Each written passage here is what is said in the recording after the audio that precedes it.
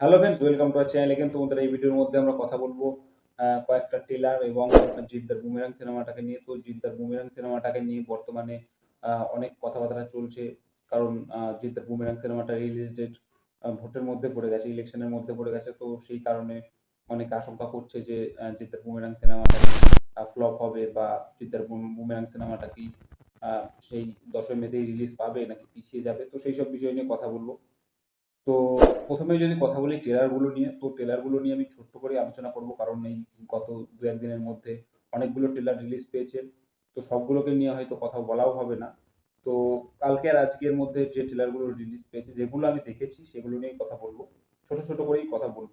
তো ১ম এ যদি কথা বলি ক্রু এর ট্রেলার নিয়ে, তো এখানে আমরা কীর্তি সেনন, কারিনা কাপুর এবং তাবুকে দেখতে পাচ্ছি। তো এই সিনেমাটা একটা কমেডি জোনের সিনেমা হতে চলেছে। এই সিনেমাটার মধ্যে কিন্তু পোটেনশিয়াল আছে একটা ভালো সিনেমা হওয়ার এবং ভালো একটা বক্স অফিস এনে দেওয়ার। কারণ এই সিনেমাটার মধ্যে আমরা কিন্তু মানে প্রচুর পরিমাণে কমেডি দেখতে পেতে চলেছি এবং কমেডিগুলো কিন্তু ট্রেলারের মধ্যে বেশ ভালোভাবে ওয়ার্ক করছে। আমার জন্য তো এট লিস্ট ট্রেলারগুলো খুব ভালোভাবে ওয়ার্ক করেছে।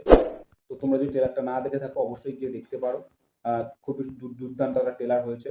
তো অনেকেই বলছে, আমি দেখছিলাম যে অনেকেই বলছে যে ট্রেলারটা কিন্তু সেই লেভেলের হয়নি। তো দেখো ট্রেলারটা ভালো হতে পারতো, কিন্তু কমেডির কথা যদি বলি ট্রেলারটার মধ্যে কমেডিগুলো কিন্তু ওয়ার্ক করছে।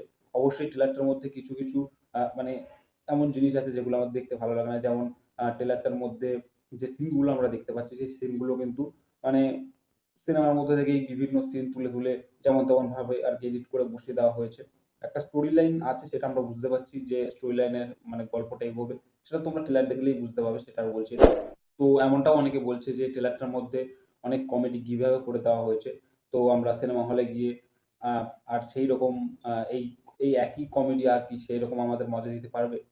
তো আমার মনে হয় অবশ্যই পারবে। কারণ আমরা ট্রেলারটার মধ্যে যখন এই কমেডিগুলোর মাধ্যমে এতটা মজা পাচ্ছি, এতটা হাসতে পারছি, আমরা যখন সেই আ সিনেমাটা হলে গিয়ে দেখব, তখন আমরা যখন সেই সিচুয়েশনটার মধ্যে মানে যখন ক্যারেক্টারগুলোকে দেখতে পাবো, যে ক্যারেক্টারগুলো কোন সিচুয়েশনে আছে বা যেভাবে আরকি গল্প আমরা এগোতে দেখতে পাবো, তো আমার মনে হয় সেই কমেডিগুলো আরো বেশি করে আমাদের মজা দিতে পারবে।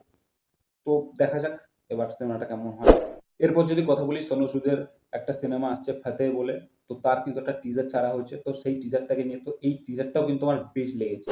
মানে টিজারটাকে যেভাবে ১ম থেকে বিল্ড আপ দেওয়া হয়েছে এবং টিজারটা মানে বিল্ড আপ দিয়ে, দিয়ে তারপর মানে আস্তে, আস্তে আমরা সিনগুলোকে দেখতে পাই। ১ম এ কিন্তু একদম ব্ল্যাক স্ক্রিন দেখতে পাই এবং সেখান থেকেই ডায়ালগ শুরু হয় সোনু সুদের ভয়েসে। তো মানে বিল্ড আপটা কিন্তু অসাধারণ। মানে সেই টিজারটার। তারপরে আমরা সোনু সুদকে দেখতে পাই। একদম ফেস তো দেখতে পাই না। তাকে আমরা দেখতে পাই বিভিন্ন এক্টিভিটিস করতে। তার আমরা বডি দেখতে পাই বা গায়ে রক্ত লেগে আছে সেটা দেখতে পাই। তারপরে একজনকে গুলি মারছে। তো মানে ওভারঅল টিজারটা কিন্তু বেশ ভালো। মানে যেভাবে ডিজাইন করা হয়েছে সেটা কিন্তু বেশ ভালো। দেখতে আমাদের দুর্দান্ত লাগে এবং ভিজুয়ালি কিন্তু দুর্দান্ত। এই সিনেমাটা কিন্তু কিছু একটা হতে চলেছে। এই সিনেমাটা কিন্তু ডিরেক্ট করছে সোনু সুদ। মানে ১ম বারের জন্য ডিরেক্ট করছে। তো দেখা যাক এবার সিনেমাটা কেমন হয়। টিজারটা কিন্তু বেশ আমাকে টিজ করতে পেরেছে। তো দেখা যাক এবার সিনেমাটা কেমন হয়। তো বাংলায় একটা ট্রেলার। তো 'ও অভাগী' বলে একটা সিনেমা আসতে চলেছে। তো এই সিনেমাটা কিন্তু শরৎচন্দ্র চট্টোপাধ্যায়ের ছোট গল্প 'অভাগী' স্বর্গ থেকে অ্যাডাপ্ট করা হয়েছে এবং এটা কিন্তু বিগ স্ক্রিনে আসতে চলেছে। তো এই ট্রেলারটাও কিন্তু বেশ ভালো। বেশ ভালোভাবে ট্রেলারটা ডিজাইন করা হয়েছে ১ম থেকে একদম শেষ পর্যন্ত।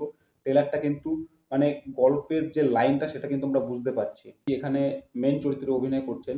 তো তাকে আমরা দেখতে পাচ্ছি একটা গ্রামে এবং মানে তার ছোটবেলা থেকেই তার বড় হওয়া গ্রামে এবং সেখানে আমরা আরজে শায়ানের যে ক্যারেক্টারটা তাকে দেখতে পাচ্ছি। তার সঙ্গে তার বিয়ে হচ্ছে এবং সেখান থেকে সে আরেকটা জায়গায় যাচ্ছে এবং সেখানে কিভাবে আ তার মানে যে ক্রাইসিস সেটা আসছে এবং কিভাবে সে তার জার্নিটা ফুলফিল করছে সেটাই কিন্তু আমরা এই গল্পের মাধ্যমে দেখতে পাবো। যেটা আরকি শরৎচন্দ্র চট্টোপাধ্যায়ের 'অভাগী স্বর্গ' যেমনটা আমি আগে বললাম সেই গল্পের থেকেই নেওয়া হয়েছে।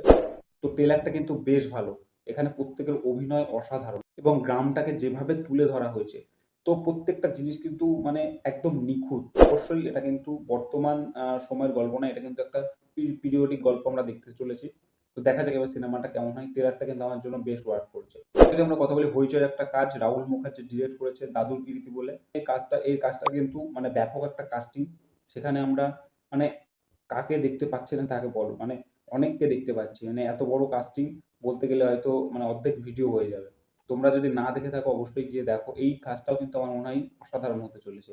মানে মানে ট্রেলারটার মধ্যে আমরা যতটুকু যা দেখতে পাচ্ছি ট্রেলারটা কিন্তু বেশ ভালো এবং ট্রেলারটার মধ্যে যেভাবে কালার গ্রেডিং করা হয়েছে, যেভাবে লাইটিং ইউজ করা হয়েছে, সেই লুক অ্যান্ড ফিলটা কিন্তু বেশ ভালো। দেখতে অসাধারণ লাগে। এবং এই গল্পটাও কিন্তু একটা কমেডির মোড়কে প্রেজেন্ট করা হবে সেটা আমরা দেখতে পাচ্ছি এবং তার সঙ্গে, সঙ্গে অনেকগুলো লেয়ার আছে গল্পটার সেটা আমরা দেখতে পাচ্ছি। যে মানে বিভিন্ন একটা পরিবারের বিভিন্ন ছেলে তারা মানে বিভিন্ন জায়গায় থাকে এবং তারা একটা কারণে এক জায়গায় আসছে এবং তারপরে পরাণ বন্দ্যোপাধ্যায়ের ক্যারেক্টারটা বলছে একটা গুপ্তধনের কথা এবং তার পেছনে সবাই পড়ে যাচ্ছে। তো গল্পের যে স্টোরি লাইনটা সেটা কিন্তু বেশ ভালো হতে চলেছে এবং সত্যম ভট্টাচার্যকে কিন্তু এখানে বেশ মানিয়েছে তার ক্যারেক্টারটাই। তো বল্লভপুরের রূপকথার পর থেকে কিন্তু তাকে মানে আমরা দেখতে পাচ্ছি যে বাংলা সিনেমায় কিন্তু প্রচুরভাবে ব্যবহার করা হচ্ছে এবং আমরা দেখতে পেয়েছি সে খুবই ভালো একজন অভিনেতা এবং আরেকটাও সেই একই ধরনের গল্পে আমরা তাকে দেখতে পেতে চলেছি। তো দেখা যাক এবার কাজটা কেমন হয়। তো এরপর যদি আমরা কথা বলি জিতের বুমেরাং সিনেমাটাকে নিয়ে, তো বুমেরাং সিনেমাটাকে নিয়ে বর্তমান সময়ে কিন্তু অনেক জল্পনা-কল্পনা হচ্ছে যে ভোটের জন্য কি সিনেমাটা পিছিয়ে যাবে বা ভোটের জন্য কি সিনেমাটার উপর আ ইফেক্ট পড়তে চলেছে। তো এটা নিয়ে যদি কথা বলি দেখো ভোট ভোটের জায়গায় থাকবে এবং সিনেমাটা কিন্তু সিনেমাটার জায়গায় থাকবে। সিনেমাটা ভোটের জন্য কিন্তু সিনেমাটা কোনো ইফেক্ট হবে না। কারণ এই সিনেমাটাকে নিয়ে কিন্তু একটা বাজ থাকবে। কারণ এই ধরনের সিনেমা কিন্তু আমরা বাংলায় একদমই হতে দেখি না এবং একদম নতুন একটা প্রচেষ্টা। যে কারণে কিন্তু এই সিনেমাটা একটা বাজ তৈরি করবে এবং এটাও অনেকে বলছে যে রিলিজ ডেট এগিয়ে আসছে ১০ই মে রিলিজ। তো সেরকম প্রমোশন হচ্ছে না। তার মানে কি বুমেরাং সিনেমাটা পিছিয়ে যেতে চলেছে? তো বন্ধুরা আমরা যেমনটা দেখে থাকি জিদ্দা কিন্তু খুবই ছোট একটা উইন্ডো নিয়ে প্রমোশন করে থাকে। তো যে কারণে কিন্তু আমরা এই সিনেমাটার ক্ষেত্রেও একই ধরনের প্রমোশন আমরা দেখতে পেতে চলেছি। খুবই ছোট উইন্ডো নিয়ে প্রমোশন হবে। তো সে কারণে ফালতু ভাবনা চিন্তা করে কোনো লাভ নেই যে সিনেমাটা পিছিয়ে যেতে চলেছে। সিনেমাটা কিন্তু আমার মনে হয় ১০ই মেই রিলিজ পাবে। ভোট বন্ধুরা ভোটের জায়গায় থাকবে এবং সিনেমা কিন্তু সিনেমার জায়গায় থাকবে। যদি সিনেমাটা ভালো হয়, ওয়ার্ড অফ মাউথ যদি জেনারেট করতে পারে ভালো, রিভিউ যদি ভালো আসে অবশ্যই সিনেমাটা চলবে। এবং আমার কিন্তু মনে হয় এই সিনেমাটা কিছু একটা হতে চলেছে। কারণ বাংলা ইন্ডাস্ট্রি থেকে এই ধরনের সিনেমা কিন্তু বাংলার অডিয়েন্স এর আগে কখনো দেখেনি। খুবই ইউনিক একটা কনসেপ্টের সিনেমা হতে চলেছে। তো তার জন্য কিন্তু আমি যেমনটা আগেই বললাম, তার জন্য কিন্তু একটা বাস থাকবে। হ্যাঁ, এটা ঠিকই যে জিদ্দা তো আগে থেকে জানতো না যে এই মানে জিদ্দা যে সময়টা রিলিজ করতে যাচ্ছে ১০ই মে সেই সময়টা ভোট এসে পড়বে। তাহলে হয়তো সেই সময় রিলিজ ডেট কখনোই করতো না। যদি পেছোতেই হয় আমার মনে হয় কিন্তু বেশি পেছোবে না। এগোবে তো একেবারেই নয়। যদি পেছোতে হয় আমার কিন্তু মনে হয় যে ২ সপ্তাহ মানে বেশি জোর হলে ২ সপ্তাহ হয়তো সিনেমাটা পেছোবে। তার বেশি না। তো দেখা যাক এবার সিনেমাটা কেমন হয়। সিনেমাটাকে নিয়ে অলরেডি একটা বাজ আছে এবং যখন থেকে প্রমোশন শুরু হবে তখন কিন্তু মানে জেনারেল অডিয়েন্স এর কাছেও কিন্তু একটা বাজ তৈরি হবে। তো দেখা যাক এবার কেমন কি সিনেমাটা হয়। আমার কিন্তু মনে হয় সিনেমাটা অসাধারণ হতে চলেছে। তো বন্ধুরা এই ছিল এখনকার ভিডিও। ভিডিওটা ভালো লাগলে অবশ্যই লাইক করো, নিজের বন্ধু-বান্ধবের সঙ্গে শেয়ার করো। তোমার কি মতামত? তুমি কোন সিনেমাটাকে নিয়ে এক্সাইটেড? সেটা অবশ্যই কমেন্টে জানাও। আমাদের চ্যানেল নতুন থাকলে অবশ্যই চ্যানেলটা সাবস্ক্রাইব করো। দেখা হচ্ছে নেক্সট ভিডিওতে। এখনকার মতো বাই বাই। বাই।